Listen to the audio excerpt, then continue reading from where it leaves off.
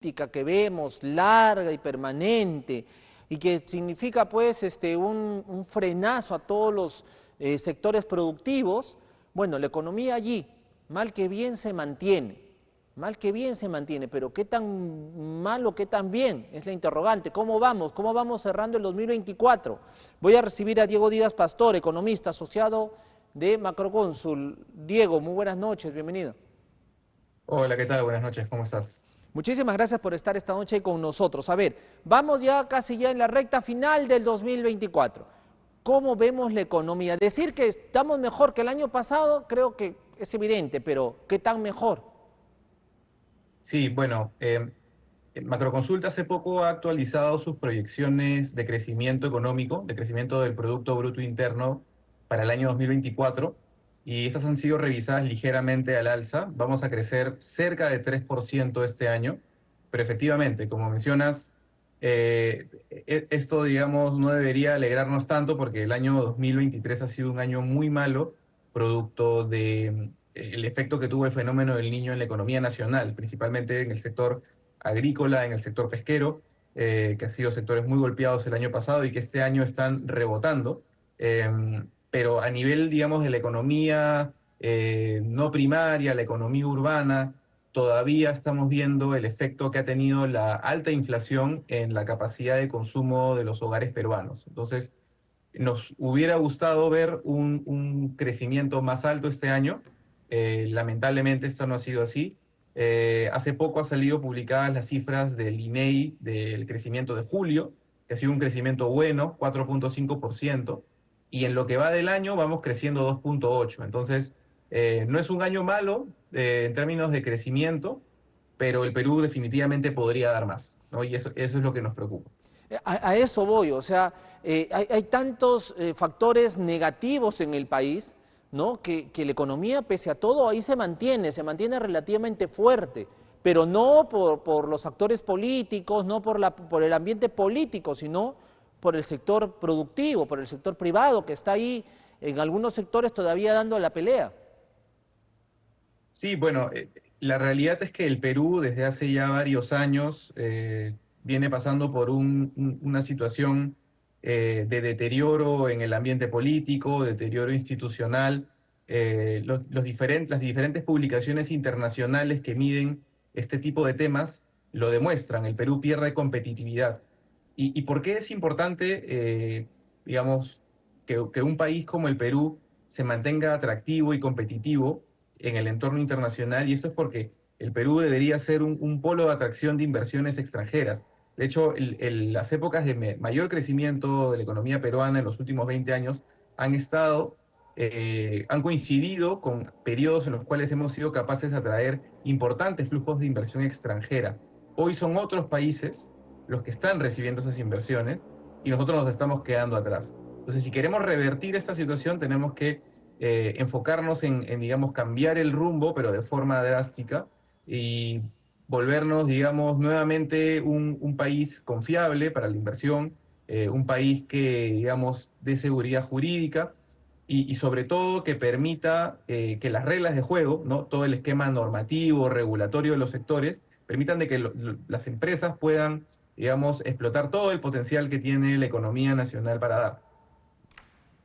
Correcto. Ahora, eh, hablamos ya del crecimiento, pero otro factor que nos preocupa es la caja fiscal. Hay un déficit ahí. Entonces, ¿cómo analizar ese otro, esa otra arista de la economía? Bueno, el Perú ha sido un país que históricamente ha tenido unas reglas fiscales que se han cumplido. Este año, lamentablemente, eso no va a ser así y tiene mucho que ver la dinámica que estamos viendo en el crecimiento del gasto público, que no necesariamente se ve acompañado con la recaudación tributaria. Perú todavía, como bien sabe el público, es un país donde predomina mucha informalidad. Hay actividades que son predominantemente informales.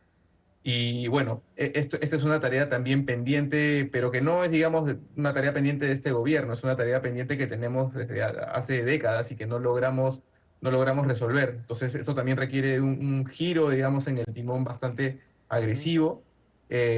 Y por otro lado, eh, digamos, tenemos también pues esta problemática ahora de Petroperú, ¿no? Que no quisiera ahondar Ah, mucho en el sí. tema, pero que también, digamos, tiene un costo fiscal y que, bueno, también ha habido un poco de retraso en cómo se ha manejado la situación. eh, bueno, que esperamos pues que pueda resolverse de la mejor manera. Correcto. El puerto de Chancay, se viene APEC, se viene la inauguración del puerto de Chancay.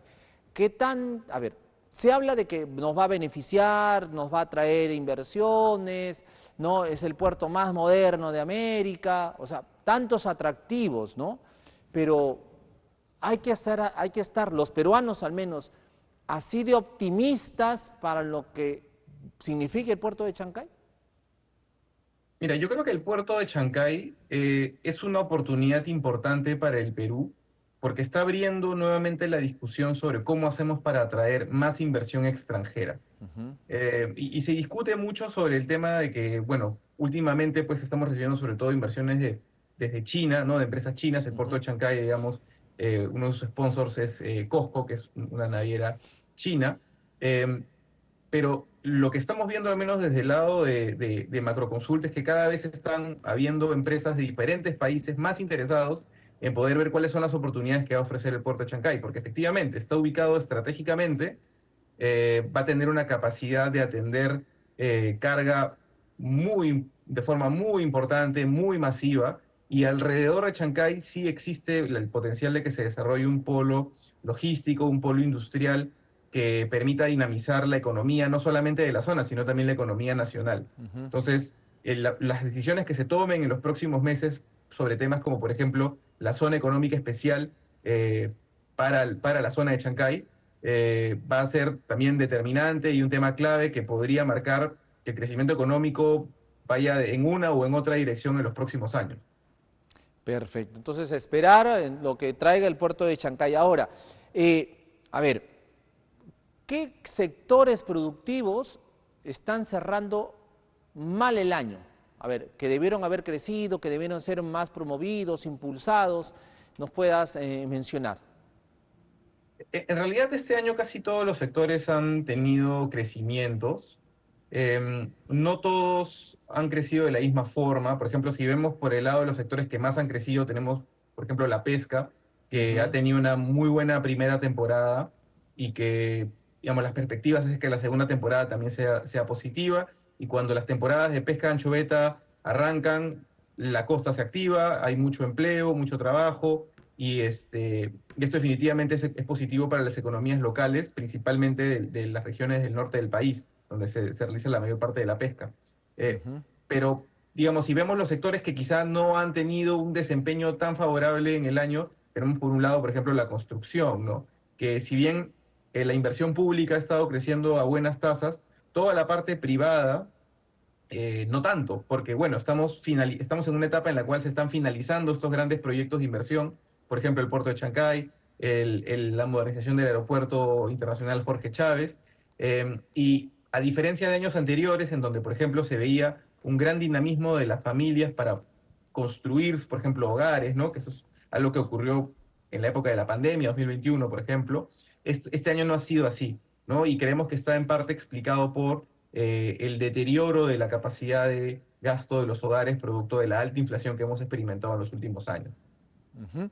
Pero la construcción ahí también es un motor importante, pero hablemos de la pesca.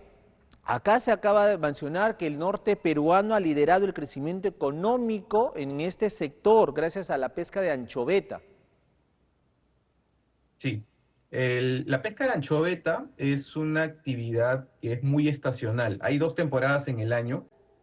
Una ocurre en el segundo trimestre y la segunda temporada ocurre normalmente en el último trimestre del año, el cuarto trimestre del año. Y lo que vemos, digamos, lo que muestran las estadísticas es que cuando se abren estas temporadas, los niveles de empleo, los niveles de ingresos de los hogares en todas las zonas costeras que están cerca, digamos, a donde están, por ejemplo, ubicadas las plantas o de donde se organizan los armadores para salir a las faenas de pesca, definitivamente hay una correlación positiva. Es decir, se abre la temporada, crece el empleo, crecen los ingresos y digamos, en el análisis económico hablamos no solamente, digamos, del efecto directo que puede tener una actividad en el PBI, sino también de sus encadenamientos. Y se habla en términos de los efectos indirectos e inducidos. ¿Qué ocurre?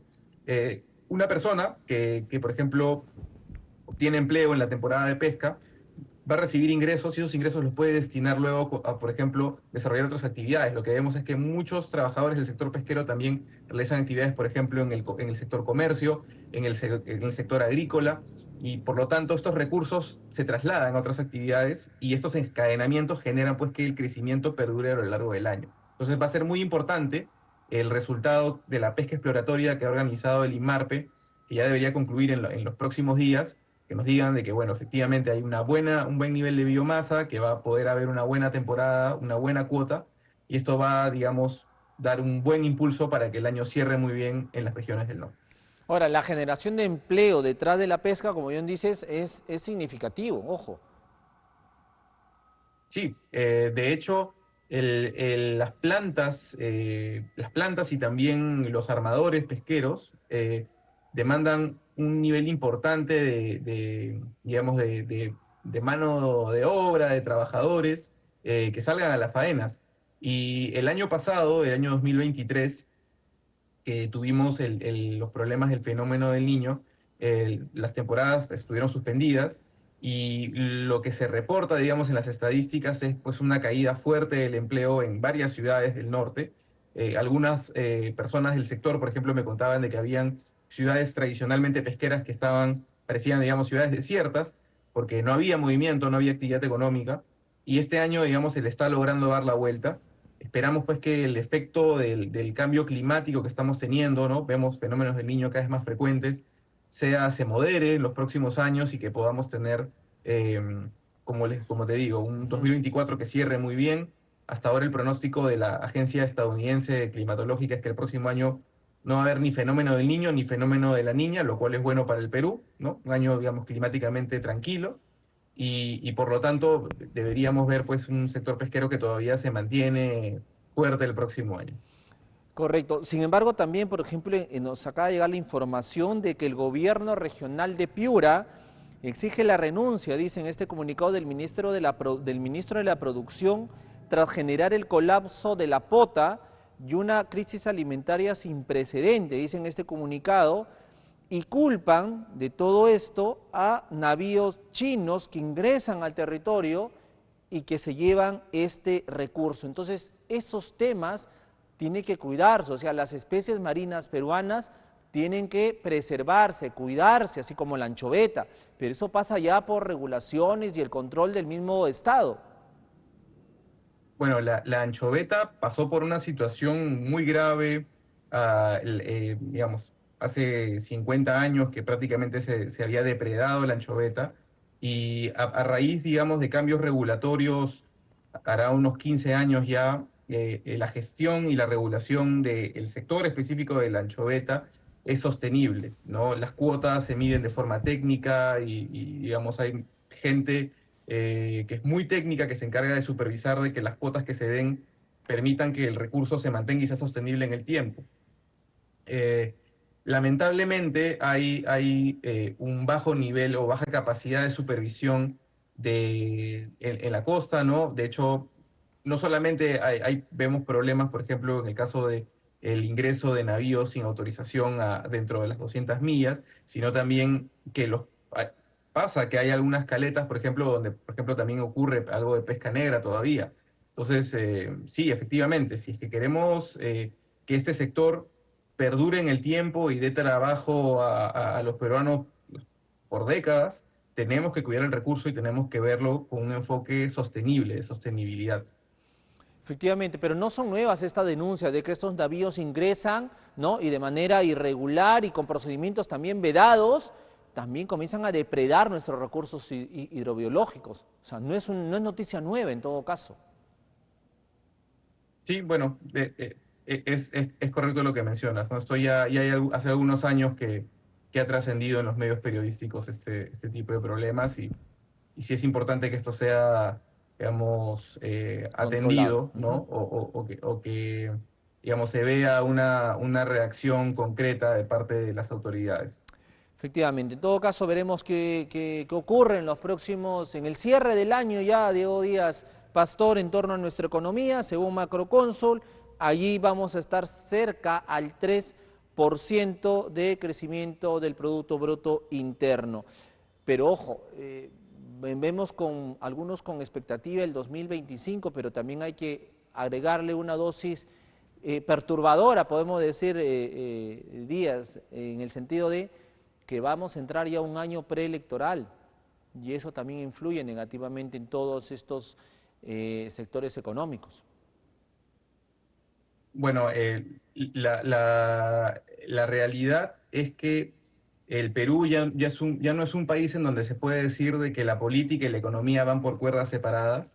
Ya desde hace varios años que el entorno político afecta el desempeño de las actividades económicas, la confianza de los empresarios ha estado golpeada por muchos años y esto ha tenido ya un impacto en el nivel de inversión privada, en el nivel de contrataciones y bueno, el próximo año va a ser muy importante que se puedan, digamos, consolidar las propuestas políticas.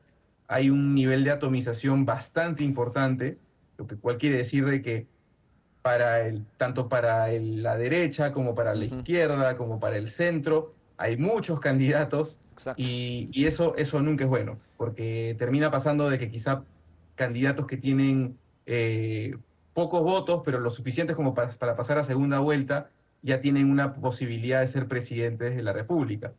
Y por lo tanto, pasan los problemas que ya hemos tenido en los últimos años, ¿no? En donde tenemos presidentes que no tienen bancadas fuertes o que no tienen realmente un nivel de representación política sustancial y por lo tanto respaldo de la Claro. población, ¿no? Entonces, próximo año es muy importante de que los actores políticos se pongan serios, se pongan la camiseta del Perú digamos, den una propuesta política que sea sólida, consistente, correcta y que, digamos, le dé tranquilidad a los peruanos.